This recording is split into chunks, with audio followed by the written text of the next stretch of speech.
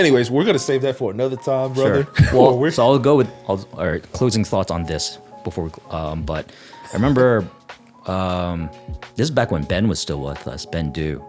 So, they were Hold on. What are you about to say? Because I have a Ben Do story. Well, actually, this was when the three of us. Oh, no. See, this is why I don't talk before I press record. No,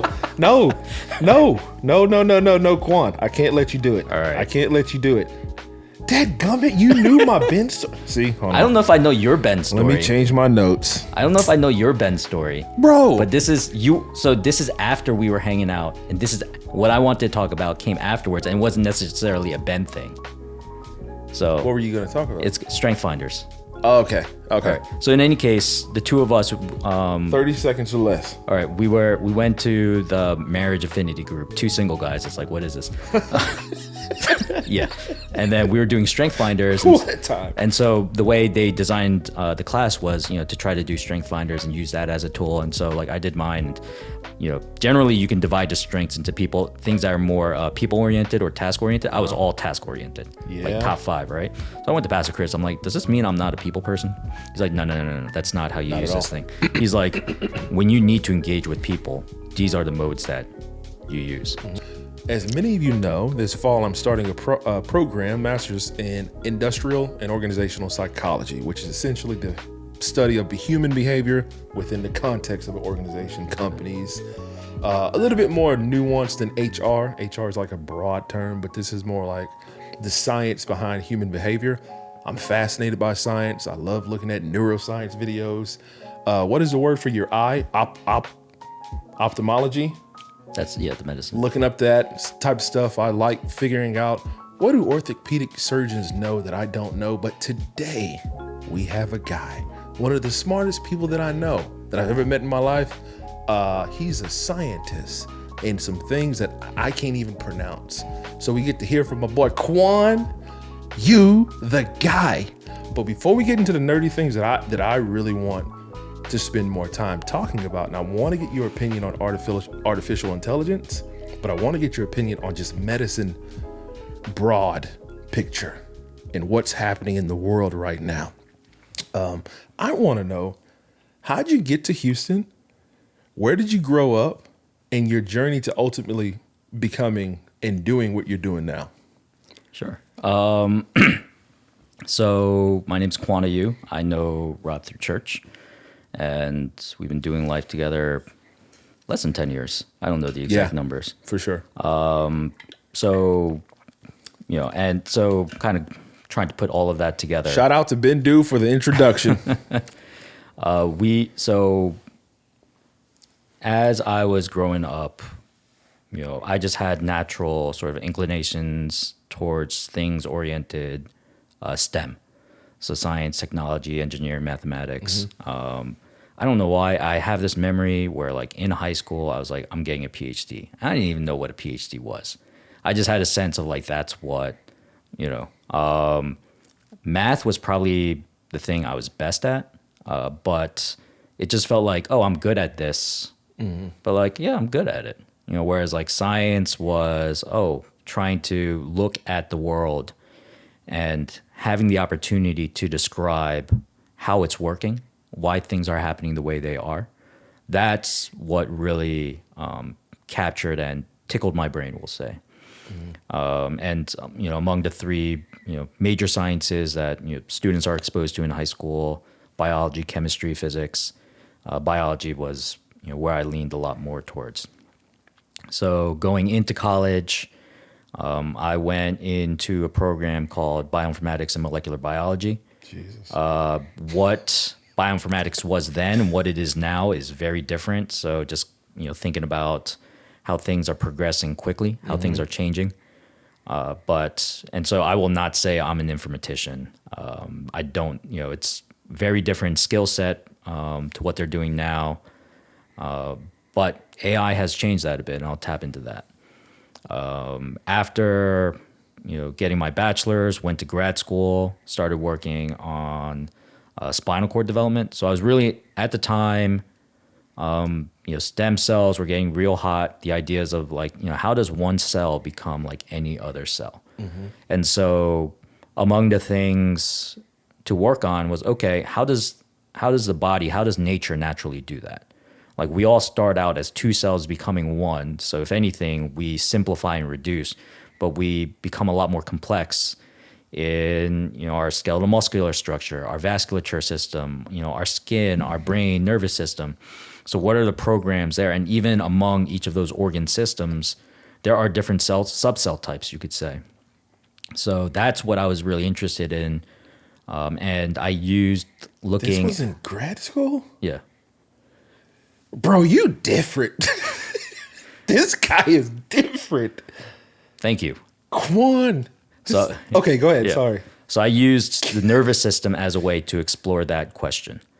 And as that's happening, some of the things that become a lot more, enlightening to you is because it's like, okay, one of the perspective applications is if we can understand how the body forms, can we take those programs? The big dream would be to, grow, patient-specific organs, that we can reprogram a cell so that, we can grow an organ for them to, replace damaged organs and things like host rejection, where, you receive, someone else's organs, they don't, you don't reject or things like that. Those are like big dreams that, I hope we're still working towards.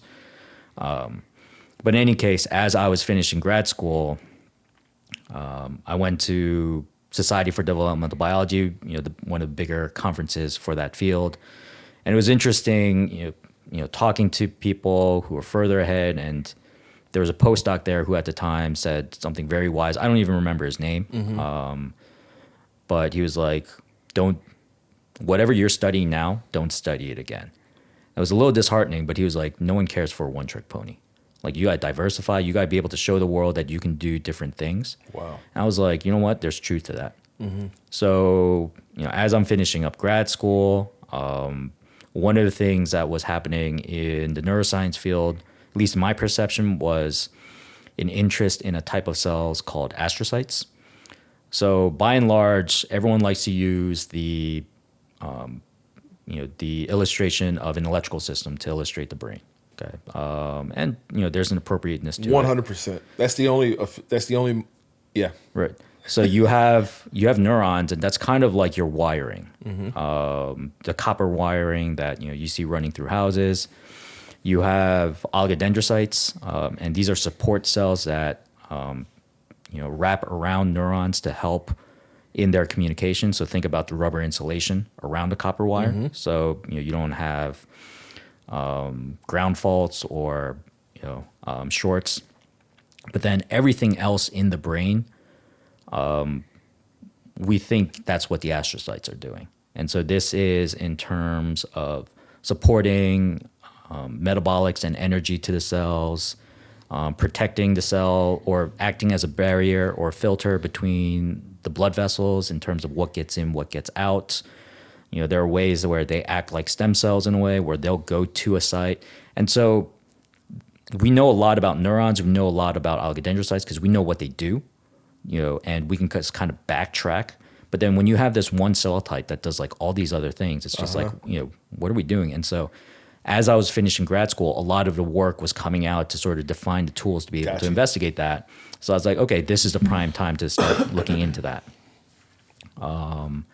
As I was looking for a position, so this was in Rutgers, in New Jersey. That's also where my family was, and I wanted to be somewhat close to family. So, I'm kind of expanding that geographic circle in terms of like looking for positions. And ultimately had to, extend it to halfway across the country. Yeah. And not like a small European country, like the honking continental U.S. But as I was doing that, the guy I'm working for now, Ben Deneen, he gave me a chance. And, a lot about that I could talk about. But, one of the other things I did in the process was, okay, maybe I don't necessarily just look at astrocytes, but I look at diseases associated with astrocytes, which is what turned me towards looking at brain cancer. And so what I'm doing now is my research focus is primarily on brain tumors, specifically gliomas. And even that, there's kind of a broad range that, we can nitpick into different subtypes. And the traditional track is, you go through this training, and as I said, no one wants a one-trick pony. So you get your doctorate, you do a postdoc to demonstrate it's like, okay, you can do this 100%. A little more independently. And depending on how you perform out of that, you go on the job market, generally a faculty position, tenure track, to start your own team, start your own research lab at a school or a research institution, hospital, whatnot. For me, as I was getting to that stage, when I first started my postdoc, I was like, oh yeah, this is what I want to do. Yeah. Kind of going through it and also seeing other people go through, I'm like, I don't want to do that. Like I want to do that, but I don't want to do all the other baggage associated with it. And this is true for everything. It's, you can't just love something for the things that are good. Yeah. Like you got to be able to what comes with it. Right. You got to be willing to take all the baggage. And I guess I didn't want to take all the baggage. And that was fair. But, through the process of it, even before I had to come to make those decisions, my boss and we had talked about me potentially staying on long term. And I was like, you know what? This is what I want to do. So I ended up staying with him, kind of defined what our working relationship would be like. And we're still trying to figure it out because this is not necessarily the traditional track. So I don't necessarily have a lot of other people to talk to. It's like, hey, how would I professionally navigate this? But among the things I told him was like, one, I want to be able to write grants and try to secure my own funding. Because there are people who have my position in different institutions where they're not allowed to write grants or things like that. And so he looks at me as like, you want to be responsible for bringing in your own money. I was like, yes. It's like, yeah, whatever. That's a big deal. Well, I also want to just lay it out, but he was just like, yeah, why would I say no to this? Yeah. The other thing I said was, I want performance-based raises. Like if I get a grant, like I want a bump in salary. He's like, you want to pay yourself with the money you're bringing in. And again, like, why would he? He's like, you know what my golden rule is? Check. The person who has the gold makes the rules. So, I like that. That laid it out and been working, been continuing to work with him. So I came down to Houston 2013.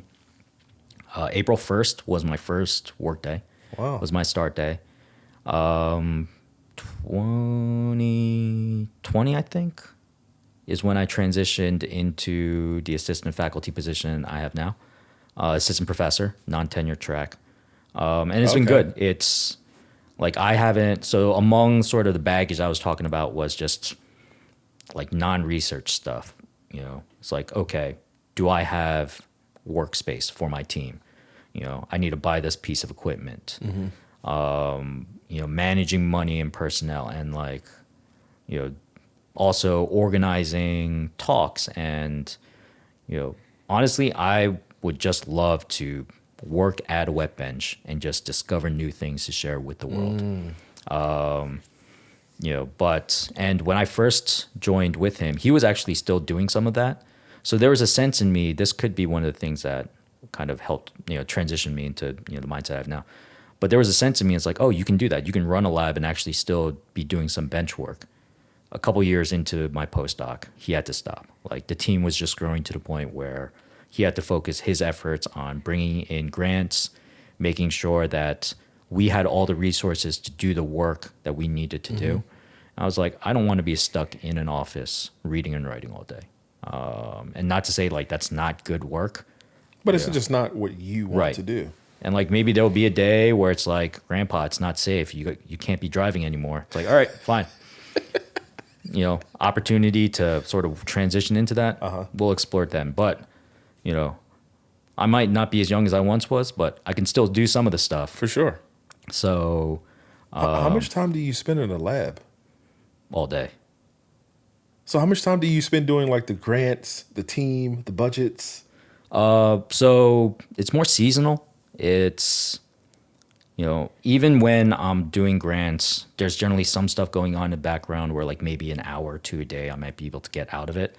But like when I'm honed into like working on a grant, right now I've kind of put myself on a 4-month cycle. So every 4 months I got to go into it. So 3 times a year I got to do this. And on the order of like 3 to 4 weeks, I'm just kind of miserable. My wife is very gracious. She knows what's going on and she's really supportive. But I also understand this is part of how this gets done. Yeah. It's not about, science is half about discovery, and the other half is about communication. It's about sharing with the world, what you're doing and why it matters. That's and so why good. We need to keep doing it. That's and so there are a lot of, great scientists, and when I say that, great researchers who are like doing technically challenging things and finding new things about how the world works. But, that soft skill of communication just isn't there yet. Yeah. And so if they don't develop that, that's going to hold them back, from moving forward more. And there are other people who are on the other end where like they're really engaging and they can spin anything into a great story. But at the bench, and so it's like, and as you become more mature in this, you're able to, sort of see, individuals where, they might have this imbalance. That's so good. And kind of, being there for them, it's like, hey, you really need to develop this. These are things that you can be doing. Number one greatest fear, public speaking. Yep. I just talked about this. Yeah. Yep. Right after that is death. So the old Jerry Seinfeld joke, it's you would rather be in the casket than giving the eulogy. Yeah. So just kind of developing, professionally, and grantsmanship is definitely part of it. That's really good. How do you explain? I want to get to you. There are two parts to your question I haven't addressed yet, by the way. See, you're a scientist. How do you explain what you do to people who know nothing about that? I find it very fascinating. And you've given me, I'm so fascinated. I introduced you to my father-in-law twice when he came to Houston, and he still talks about it. He was like, what's that guy's name? You said he does things with like mice. What's that guy's name? And his wife went to Notre Dame. I'm shocked. Like, how does he remember all of this? Because you don't hear about that, Quan. Right. So the little that I do know, I tell people. All right. I mean, so one is it depends on the person. Even if I see a movie where it's like a bunch of guys in lab coats, this has nothing to do with what you actually do. Oppenheimer, that's Quan. Bro, that's not me. And I tell people all the time, like, oh, I know somebody who does stuff like that. I'm talking about you. So if you've ever heard me talk about these things with a guy who does a bunch of like research and practical things with mice, this is the guy I've been referring to for 5 years. Shout out to my father-in-law. I'm sure he's going to watch this. Love you. How do you explain it to people? Sorry to bring us back home. No. How do you explain what you do to people who know nothing about that world? I mean, one aspect of it is as I'm trying to explain, like looking at their face and it's like, okay, have I gone too far? So there's one is like there's steps that I take. It's like, oh, I'm in science. And there's some people where that's just like, it's like, okay, Yeah, good for and kind of going deeper. It was funny. It was a pastor's wife, and so she had actually, when she was younger, thought about doing what I'm doing now, but then had a different calling. But I was able to go deep within her because she still had within her all the training that she had. So again, part of it is in that engagement. You also, I work on cancer, and as you get older, you will not be unaffected by cancer. That's just the nature of it. And so depending on that, that also becomes, a gauge for me in terms of like, how deep do I go? Am I hitting a little too close? But so all that said, if I was just to give, the elevator pitch. Yes. Let's do that. So I work on brain tumors, particularly glioblastoma, which is the deadliest and most common malignancy affecting the brain. It's a disease of aging. And so, we have known about this disease on the order of like 70, 80 years. And, we've learned a lot, but in terms of, trying to make headwinds into things that help us address this disease hasn't been as substantial. The progress that we've made over those decades, we can measure in months. Wow. Yeah. So a lot of work to do. And one of the ways that we're doing this is to try to model it in a system. So you can't study something you don't have. And, if we're studying patients as they come in, that's kind of the end of it. We want to know what's going on the front end, and so to try to find the biology that's driving this disease and trying to make small changes so that when we do, does the disease go faster or slower? And they're both important. Obviously, we want things to go slower because that would point us towards, things that we can hit. But if it goes faster, it's like, okay, we did this, it makes a tumor grow faster. Can we do the opposite of what we just did? And so that becomes an inroad to find the slower path. And so the idea, at least for me, I'm not involved on the medical side of things. I don't have to worry about HIPAA or patient, information, things like that. But I'm just trying to find the science and the biology of how these diseases are moving forward and sharing that with the world. And so the idea is that all of us, as we're doing this, we're, putting together small pieces of the puzzle. Yeah. And, someone else is working on the puzzle of like drug development. Someone else is working on the puzzle of, working with patients and care, engaging. yeah. So, my small part is, what's the science behind what's going on? Oh my gosh, bro. That's really incredible. I'm nerding out right now. Would you say, I want to talk about like the younger folks going into med school and things like that, but how do you stay grounded? How do you stay hopeful? How do you stay like stable in something that's constantly evolving? Right. And there's a bunch of data. Like you're looking at talk about sample size. You're looking at endless amounts of data and trends and what ifs and how can we, and analyzing a bunch of stuff. These are human beings too. Like how do you stay grounded in all of that? So at least for me, particularly not working on the patient side of things, that does take that weight off. Yeah. But at the same time, it's not something I want to be totally detached from.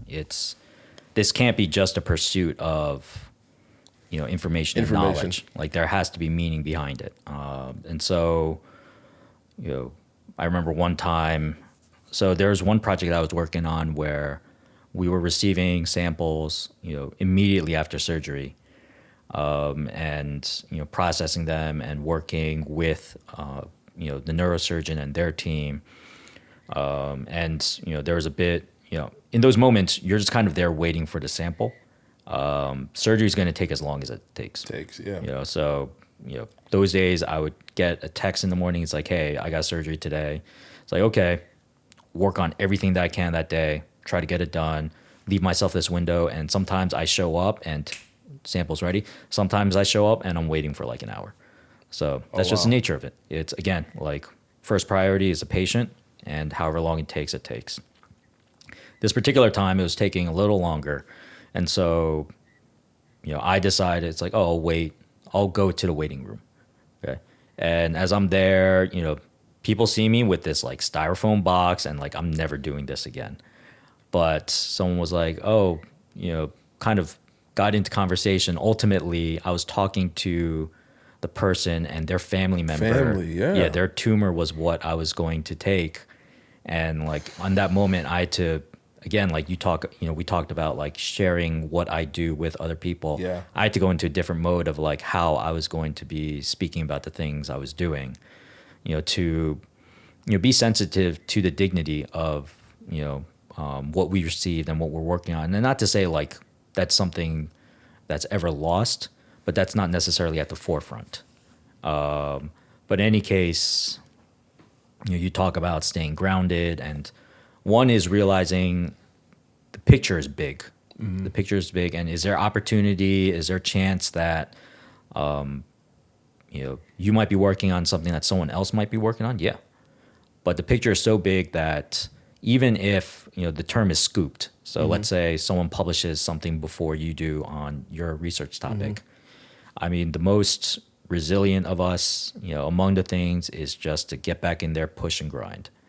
Because even if someone's done it, there's more to extract from it. Gotcha. And so, there is that kind of competitive push in a sense. And so in that way, you can kind of think that the humanity is a bit lost. But you kind of need to do that too. It's, I remember we had a student, he was working on a project. It was, early days, in his first year. And, for students, they're giving 4 to 5 years of their life for a project. That's their thesis. So he had given a good amount of time, a year, and, probably, a year into it, someone published a paper that was on track with what he was doing. Oh, wow. Yeah. And so that's devastating. Wow.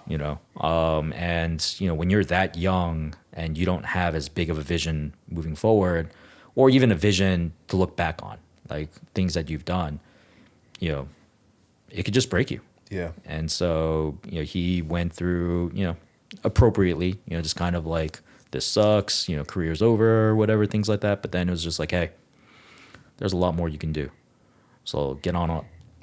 And, it's just, and that applies to students, that applies to postdocs, that applies to professors running labs. Yes. It's, we're all doing this. And that competitiveness is good. That competitiveness is good because it keeps pushing us to do more. But at the same time, it also is good in that, if you know about it, it provides the opportunity to collaborate. It's like, oh, we're working on the same thing. Yeah. It's like, hey, do we want to do this together? Like, what are things that you can do that I can, and I can do that you can't? But together we're more than the sum of our parts. So it's not so much competitive against other people. Well, there's two things that I'm hearing. One feels real awesome, like when you said like the bigger picture. Like there's doctors who are playing a part in the actual surgery. There's doctors playing a part in preventative care. You're doing your part in the research. Like you recognize that you're playing a part to the bigger thing that's happening. Right. In terms of cancer research. So it doesn't feel like it's competitive. It feels like it's more like, this is my part.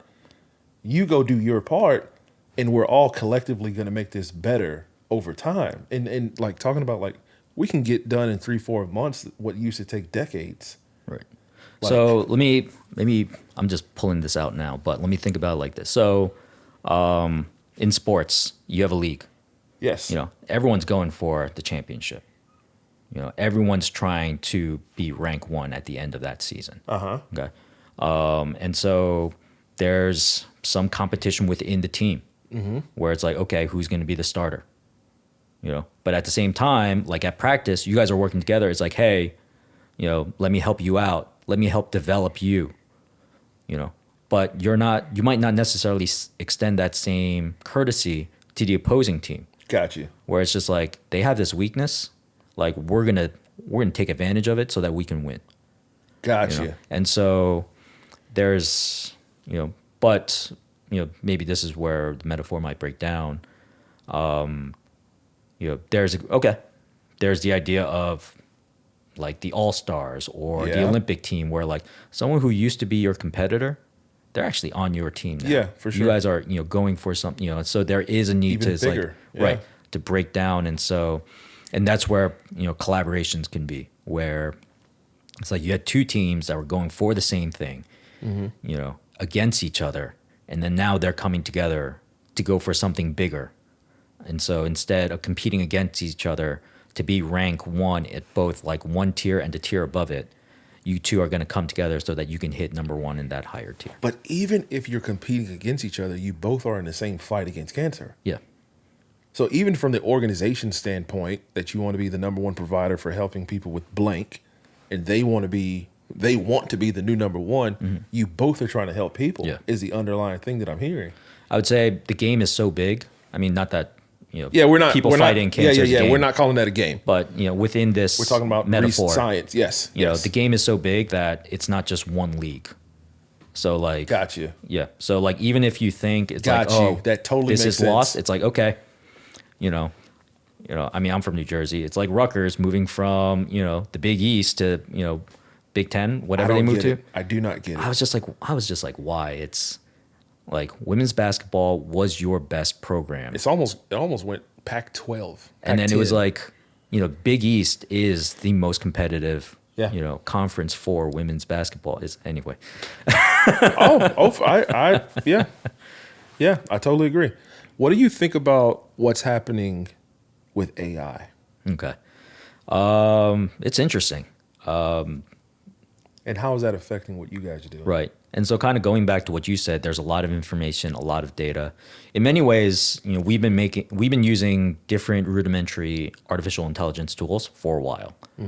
On a single sample, you can have, certain data sets that have on the order of like 30,000 data points. Jesus.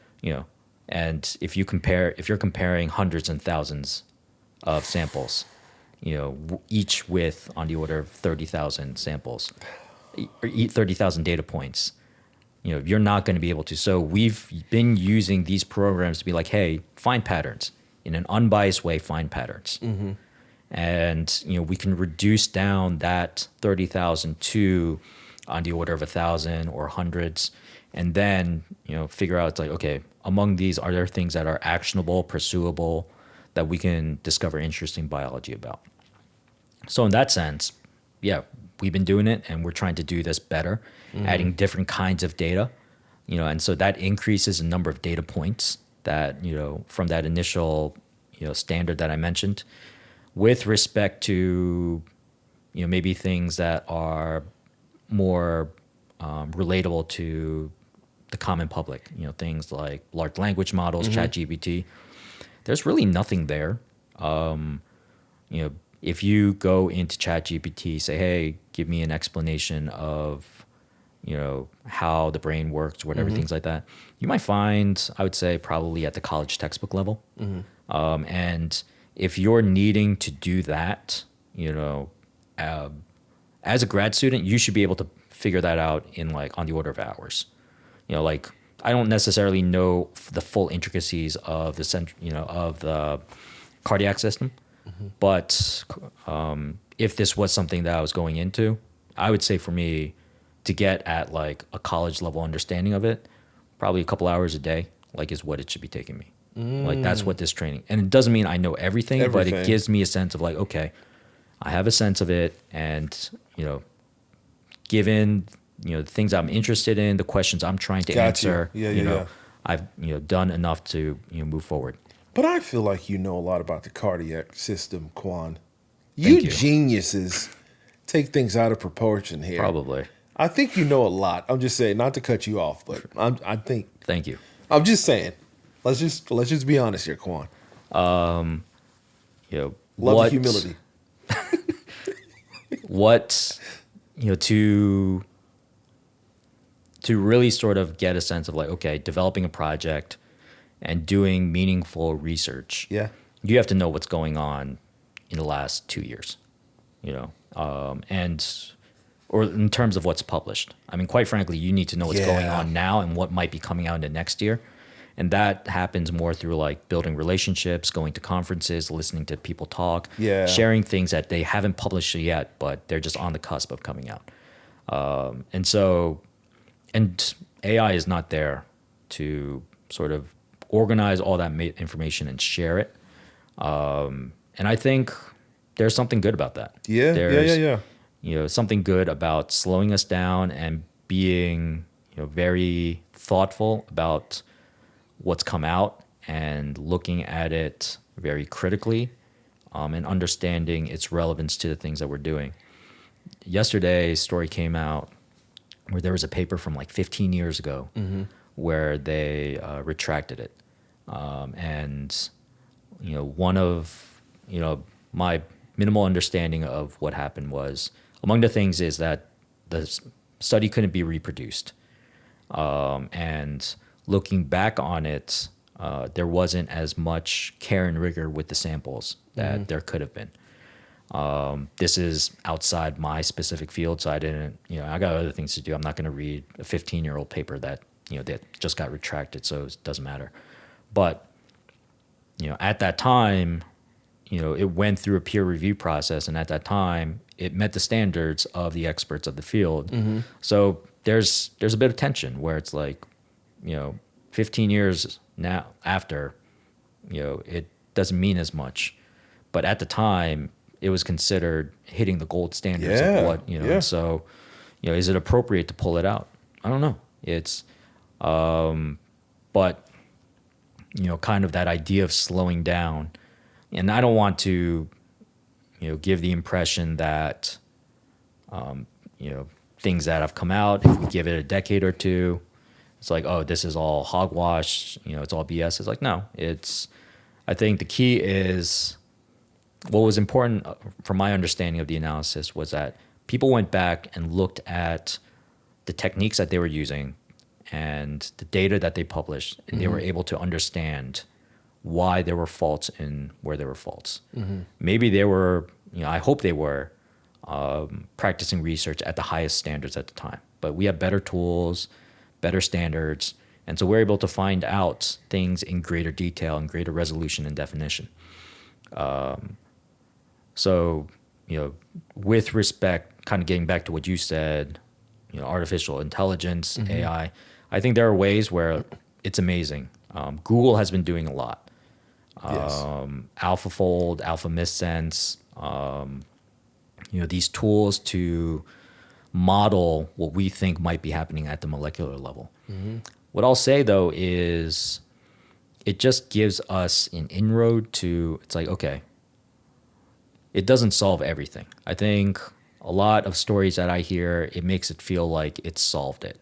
It's like, no, biology is done not in computers, but in cells, in the body. That's where biology is done. And so those 30,000 data points, what, things like AI can do is help narrow it down to say, hey, focus in here. And we could invest a whole lot of time and effort to, narrowing into certain things that might be having greater phenomenons on, how a cell responds, how, cancer develops, whatever. But that's where I see it in. I was talking to a colleague where a grant agency said, like, you can only submit, like, I don't know, something ridiculous, like 60 applications a year. Mind you, like, I'm miserable for 3 weeks for like 1 or 2 applications. I don't understand, and she was like, it's probably people, using AI to like write grants. And it's a little saddening. And it's not a little saddening, it's really saddening. And this is something we're going to face as a community and sort of figure out, it's like, okay, what are the rules of engagement? How are we going to, what are limits where we will or won't use this tool? Yeah. And I think that's what it is for everyone. I'll just say personally for me, I'm not worried about artificial intelligence.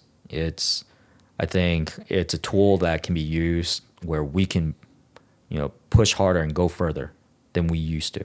I agree. That's my perspective on it. Are there people that can misuse it? Absolutely. And that's going to be part of figuring out what the definitions are of, terms of use. But by and large, one of the things I appreciate about research is we hold ourselves accountable, and again, it's not to say there aren't bad apples, but peer review is the gold standard. So if your own peers are, sussing you out and it's just like, hey, this ain't kosher, it's like, okay. So yeah, does that answer your question? That's such a New York term. Gosh, Quad, I haven't heard that in a minute. Yo, that's good. No, you definitely answered my question. And I'm curious to know, like, what makes... I'm about to go into, or I guess at the time of this video releasing, I am taking stats again. Grad school level stats, and I'm not looking forward to it, but I get it. I need to... Yeah, research design. Help me, Quan. Help me. Please help me. And data sets and all of that. I've been preparing to see this stuff again, but what makes a phenomenal research team? Because you've been using these terms, competitive, almost like cohesive on people playing their parts. You got some fresh students, Right. you got some senior, you got some tenured staff. Like, what makes a great research team? I think one aspect is different people are going to define it in different ways. I work in a lab where we've been hovering between 15 and 20 personnel. I've heard of teams that go up to 40. I can't imagine it, having, one person, sort of being able to manage, 40 individuals and the things that they're working on. And, I also know and heard of teams where they're on the order of like 5 to 10. And they're doing great work. And I'll define great, in a moment. So it depends, like all things. And so to be fair, looking at, where individuals are in the teams that they have and setting metrics appropriately.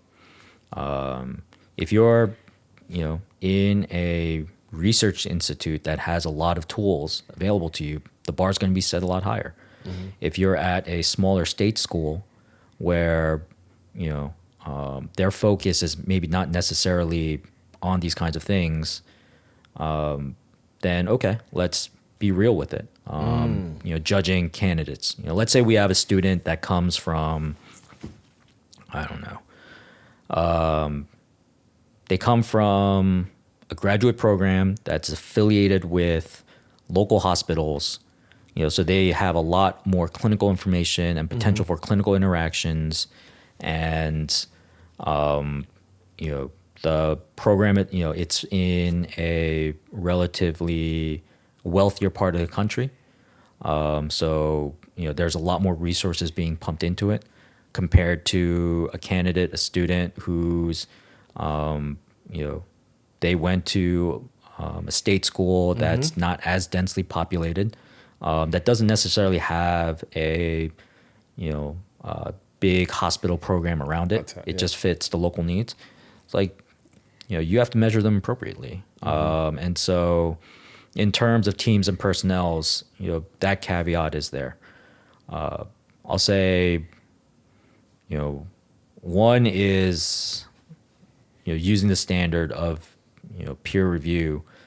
And the main areas where that becomes relevant is with publications and with grants. And so are you getting funding, to do the work that you're looking to do? And are you continuously getting funding? That's a good point. And are your own peers saying, hey, this is worth pursuing, and you have a good record of doing what you're doing? Yeah. And then on the publication side, are you, sharing with the community your work, in a regular, timely manner? You might have like a great explosive story. Sure. But if that's the only thing you've published, and you're publishing this like, after and before 3 years of silence, okay, great. Like this is making, you've thrown like one big rock, but a one-hit wonder is a one-hit wonder. Yeah, one-hit wonder, yeah. It's not just a music thing. It's, and so. That's wild, Quan. I didn't know it was that, not competitive, but that so close to culture. It's like everything else. It's like regular jobs, whether it's sports, music, like to use the one-hit wonder, like it's like consistency over time. Yeah. Even if you're like a GM for a dealership, like yeah, you got a big deal, or a realtor. Yeah, you got a big deal, but like then you go dark for 3-4 years. So it's like it's the same thing in research too, with publications and being like consistent. I mean, we are given funds and asked to use it well. Yes. And so people are, in a sense, expecting a return on investment. Absolutely. And that is fair. We are asking, nonprofits, the government, National Institute of Health, foundation. Yeah. It's like, hey, we want to do this work. This is why we think it's worth doing. Yeah. This is how we're going to do it. And we laid this out in grants. And someone, and a committee of experts, our peers looks through it and says, this is feasible. This is doable. This makes sense. Go do it. We're held accountable to that. Yeah. And so, the idea is to gradually build up through your career. I mean, if you want, there are people who are happy with, staying in a very particular window and lane and like, hey, I want to dedicate my life to like figuring out this small thing. And, we need that. There are people, they'll start out that way. It's just like, oh, this is connected to this, so I'm adding this on. And this is also connected to this. It's like, okay, we got to look at all three of these things. And all of a sudden, like, it just kind of goes crazy and explodes. And so it's like, okay, can I grow a team to sustain that and keep doing it in the context of people who are complicated? You have people where, you have certain people where, like, they're gunners. Like, it's like, hey, here's everything, and you don't have to worry about them. There are other individuals, you got to hold their hand a bit. It's like, hey, you're okay. Let's do this. They just kind of came from a context or a background where it's just like, things were a lot more tempered, and they don't know what to do with slow. wealth. Right. Yeah. So they're just always careful, and so it's like, hey, you have permission to be a scientist. Like, that's what you came here to be. Even in science, So, it's like this, Quan? Yeah. And then you have also people who are like just crazy. They just go bonkers, and it's just like, let's slow down. Yeah. Like, let's do A, B, C. Like right now, like you did A, you're trying to do M, and you're thinking about Y. I'm like, just do A, B, C. And this is not a science thing. This is a people thing. For sure. And so part of a great team is, having people who are able to bring out the best of each other. Absolutely. And, there is leadership. There are people who've been there longer who are able to guide and, but also that takes effort. That takes out of your ability to do the work yourself. Yep. And like I said earlier, like there's going to come a time, Grandpa, it's not safe. You shouldn't be driving.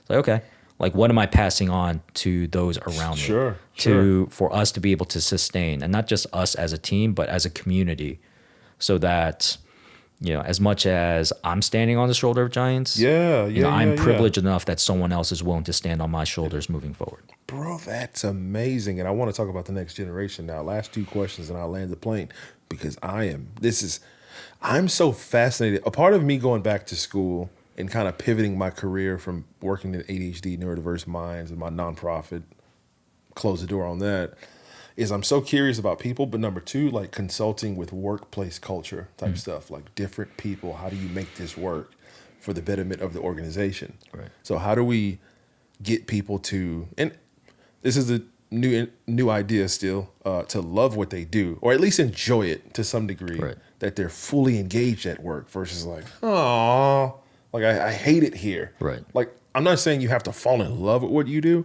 but it shouldn't be painful. Right. 5-6 days a week, every week. So that's a lot of my passion and interest in this season of my life.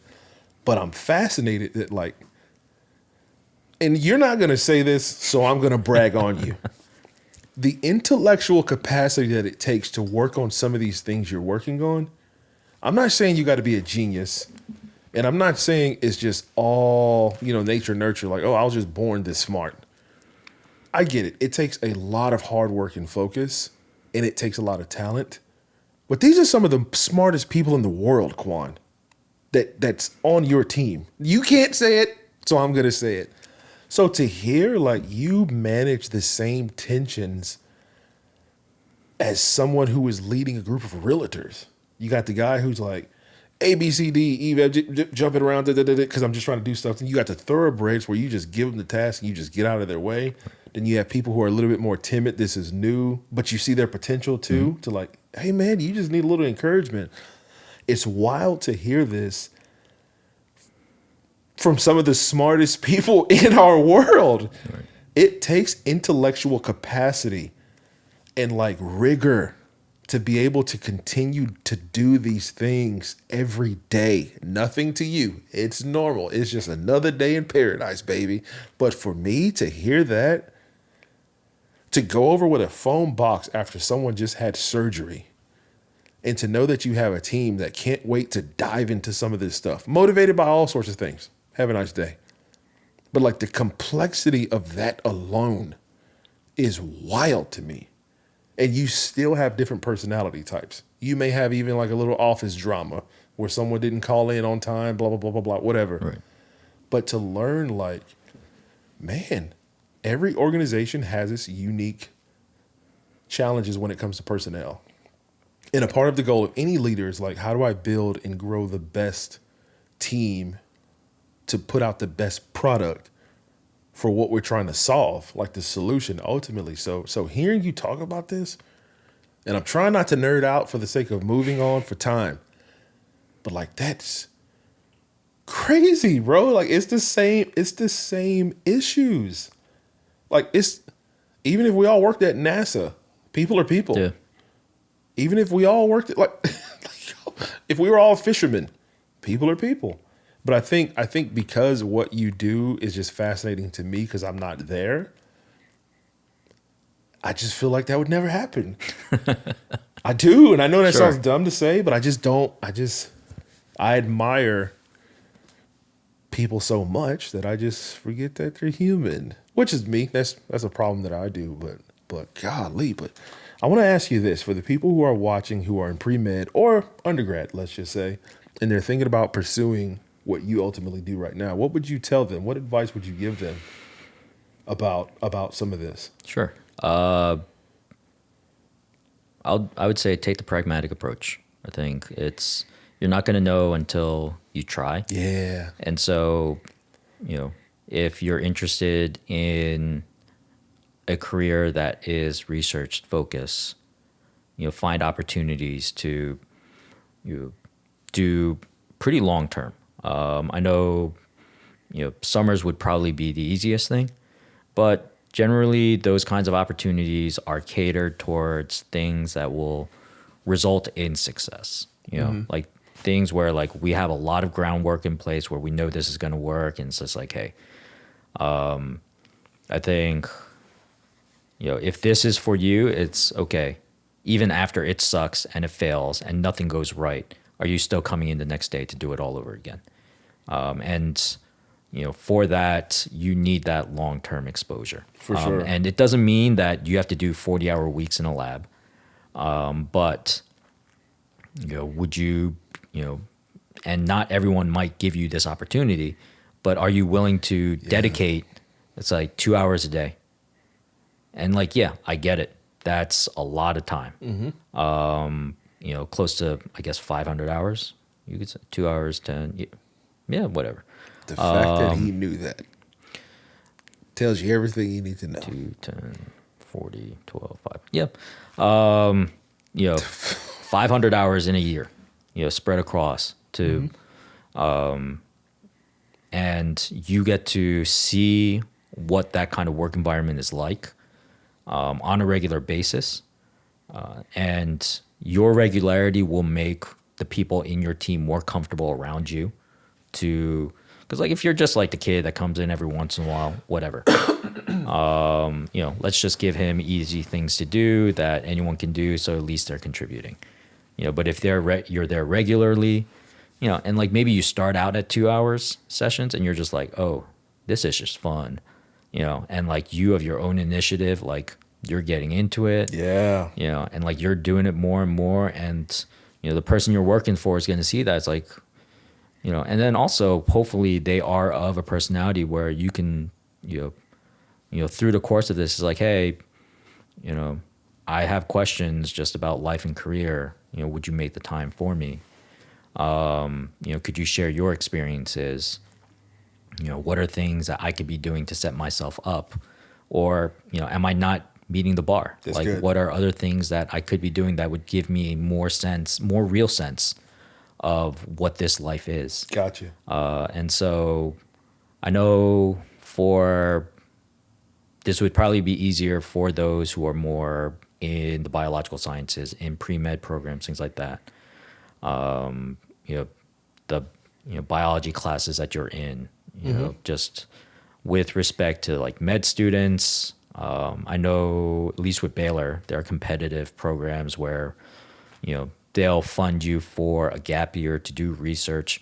But the other thing is, you can talk to, program directors and be like, hey, is this something that I can do? Trying to Don't find. be shy. Yeah. Like, ask. Like, and this is more general, don't be afraid of rejection and don't be afraid of failure. Worst thing that happens, they say no. That's good. Yeah. But here's the thing, you still have the opportunity to graduate with a college degree. Like they're not saying no to that. You're still, medical programs in this country are designed so that all their students, or the vast majority of them get through their programs. And so if they say no to you doing a research year or whatever, you're still going to end with an MD. Like there's a good chance of that. And so, keeping those things real in perspective. And also, there are opportunities down the line as well. That's great. It's not just, in, pre-med or as a graduate student or, there are people who come in late. Now, having said that, are there different, their paths are very different. And it's not to say they can't do the things that we're doing, but it would be a lot more challenging. So, just kind of want to be real there. But I'll describe it like this. This is an analogy that's been used and I've shared with respect to, funding for research and, whatever's going on now. This has been the analogy for the last, I don't know, since Bush 2. W. Bush. But basically, there's not enough funding for all of us. We're all hanging onto a tree. The tree is shaking, and we're looking around to see who's going to let go. And so it's like, hey, and there's two ways to think about it. It's like, are you focusing on who's going to let go, or are you going to dig in and hold on for dear life? Yeah. And so if you want it, it can't be about what other people are doing. And this is just life in general. If you want it, dig in, hold on, go So get good. it. I mean, do it in a way where you're not a jerk or an a-hole or a number of other things. But yeah.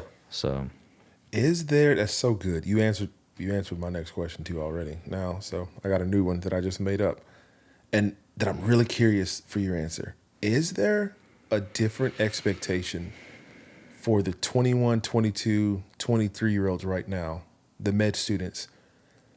Is there an expectation for them to come up with like some world-renowned studies and publications because of just the advancement of technology that you didn't necessarily have in 2013? Is there a hidden or not hidden, is there an expectation that you ought to be killing it? I don't think so. No? No. Tell us more. I mean, maybe over the grand scheme of things, but that's no individual person can have that view. These are things that we can do looking back upon, and that'll be for people further down the line to judge us on, and we'll be long dead. So I don't think that's a healthy perspective. I think, now, having said that, I think there is a sense of just, general maturity. Just general. It's like, hey, yeah, we do expect you to, I don't care what TikTok says. I don't care what, culture says. It's like, ultimately, it's who's ever leading your team. For sure. It's like if you're working in a lab where the PI, the principal investigator, that's a term that's used. It's like, hey, lab opens at 8. I'm going to be here from 8 to 5, and I want to be able to work in a manner where I can interact with you. And this isn't just like my standard, but I know this works because if you're here when I'm not, and you have concerns, like that's just going to be more challenging. Like when I'm home, I got to be a dad. I got to be a mom. I got to be a parent. And it's going to be a lot more challenging for me to get back to your emails, And so why not like find yourself here when I'm here, when the rest of the world is working, and we're, and so, and, on the flip side of that, there's also a sense of, it's also nice to work when no one's around. Yeah. And I'll say, like, when I first started my postdoc,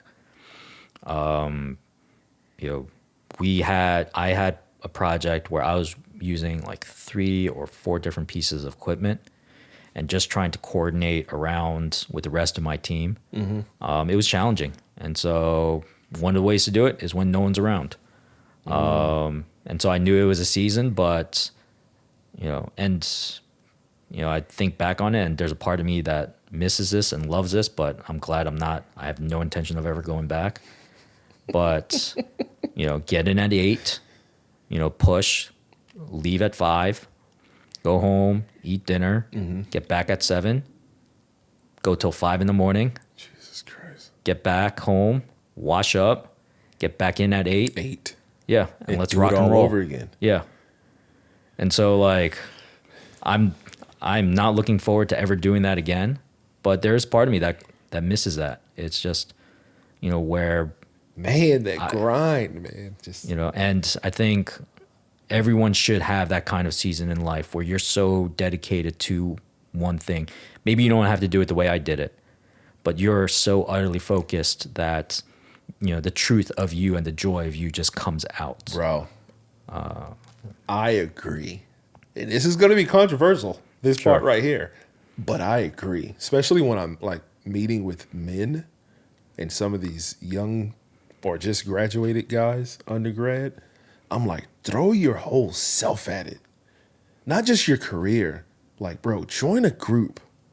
Go meet up for ice cream. Yeah. Like, go do random worship nights at the, like, Right. Go be all in. Right. And I'll say, like, as I'm doing this, I'm not working Sundays. Oh, yeah. Like, all the church things that are happening, Yeah, I'm yeah, there. yeah. Granted, like, on some of those, like, I'm dozing off. Oh, for sure. And so I'm just like, okay. Same. And then, like, people see me just stand up in the middle of it, and at first, what are you doing? And then they're like, oh, he's just trying to keep himself awake. I appreciate that he's here. That's your strategy? Yeah. It's harder. No, Dude, duh. I mean, I'm not saying it's never happened, but it's a lot harder to fall asleep when you're standing. Yeah, of course. Of course. But a lot of what you said, I totally agree, man. Like, there ought to be a season of your life where you're just like, go home on E. And I was talking to somebody like a few Sundays ago. I know he completely ignored me too, but I was like, man, you're a young guy. He's only like 4 years younger than me. He's like 32, 30 something. I was like, bro, when I was your age, before I got married, bro, please. We would have been up all night doing a bunch of stuff. I would have came here, served, I set up, I played my guitar. Afterwards, we're going to brunch. And we're going to do it all over again. And yeah, tomorrow's Monday, but like, you're a young man. What are you doing? Talking about I'm going to take a nap after first service. I was just joking with him, and I know he didn't, whatever. But I agree, man. There is nothing like those formative. I mean, there's parts of it that I do not miss at all. Like, at all. Trying to figure out my career, job, doing all kind of stuff before I got married, bro. Oh, my gosh. And there's parts of it that I do miss. And it wasn't nearly as complex. It's like, just do this. It wasn't like, well, where are the kids going to go? And who's doing this? And what time's pickup? Now we got T-ball. Now we got... Trying to get Quan here felt like it took my whole life. Like, something else was on the calendar that I did not even know about. So in those times when you don't have that, all you have is work. All you have is research. All you have is an internship. All you have is this. Like, throw everything. And that's but even you, like, you're going whole hog with being a good dad. Yes. Being a husband. 100%. It's like, it's not like this goes away. No. But it's... No, you're right. You're totally right.